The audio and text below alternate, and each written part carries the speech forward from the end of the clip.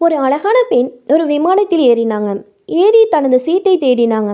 கண்டுபிடித்து அருகில் போனால் அவங்க சீட்டுக்கு அடுத்த சீட்டு 2 கைகளை இழந்த ஒருவர் உட்கார்ந்திருந்தார்.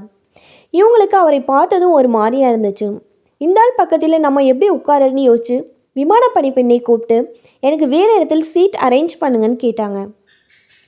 அதுக்கு விமான பணிப்பெண் ஏன் என்னாச்சு உங்கள் சீட்டுக்குன்னு கேட்டதுக்கு எனக்கு அவர் பக்கத்தில் உட்காந்துட்டு வர அருவருப்பாக இருக்குது, அதான் அப்படி சொன்னதும் விமான பணிப்பெண்ணுக்கு தூக்கி வாரி போட்டுருச்சு.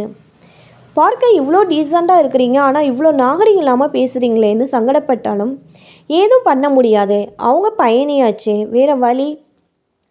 ஏறுங்க மேடம், நான் பார்க்கிறேன்னு சொல்லிட்டு செக் பண்ணி பார்க்குறாங்க.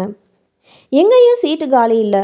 அந்த பெண்கிட்ட திரும்பவும் மேடம் எந்த சீட்டும் காலி இல்லை, கொஞ்சம் வெயிட் பண்ணுங்க, நான் கேப்டன் கிட்ட பேசிட்டு உங்களுக்கு வேறு ஏதாவது மாற்று ஏற்பாடு பண்ண முடியுமான்னு கேட்டு வரேன், அதுவரை பொறுத்துருங்க ப்ளீஸ்ன்னு சொல்லிட்டு கேப்டன் ரூமுக்கு போனாங்க. கொஞ்ச நேரத்தில் திரும்ப வந்து மேடம் நீங்கள் எடுத்திருக்கிற டிக்கெட் எக்கனாமிக் கிளாஸ், ஆனால் எக்கனாமிக் கிளாஸில் உங்களுக்கு ஒதுக்குறதுக்கு வேறு சீட்டு இல்லை, முதல் வகுப்பு பிரிவில் மட்டும்தான் ஒரு சீட் காலியாக இருக்குது. ஆனாலும் நீங்கள் எங்களோட மதிப்பு வாய்ந்த பிரயாணி, உங்களோட கோரிக்கையும் பரிசீலிக்காமல் இருக்க முடியாதே. அதனால் எங்கள் பயண வரலாற்றிலே முதல் முறையாக ஒரு எக்கனாமிக் கிளாஸ் பயணி ஒருத்தருக்கு முதல் வகுப்பு சீட்டை ஒதுக்க போகிறோம், கொஞ்சம் பொறுங்க. அப்படி சொன்னதும் அந்த பெண்மணிக்கு சந்தோஷம் தாங்கலை.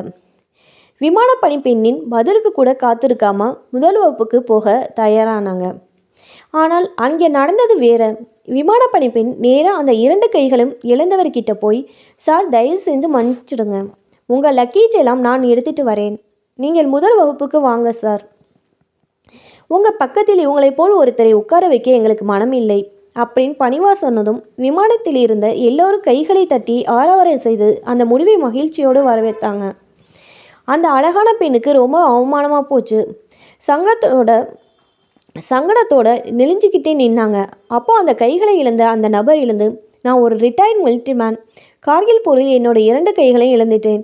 முதல் முறையாக இந்த பெண் சொன்னதை கேட்டனும் இவங்கள மாதிரி ஆட்களுக்காகவா நம்ம அவ்வளோ கஷ்டப்பட்டு போரில் ஈடுபட்டோம், ரொம்ப வருத்தமாக இருந்துச்சு. ஆனால் இப்போது நீங்கள் எல்லோரும் கைத்தட்டி ஆரவாரம் செய்கிறத கேட்டதும் மனசுக்கு ரொம்ப மகிழ்ச்சியாக இருக்குது. உங்களை போன்ற இவ்வளோ நல்ல குடிமக்களுக்காக நான் கைகளை இழந்ததற்காக சந்தோஷப்படுகிறேன் அப்படின்னு சொல்லிட்டு முதல் வகுப்பை நோக்கி மெதுவாக நடக்க ஆரம்பித்தார். அந்த பெண்மணியும் அவமானத்தின் உச்சத்தில் இருந்தாங்க. யாரையும் பார்க்கும் தைரியமின்றி தலை குனிஞ்சு உட்காந்துட்டாங்க.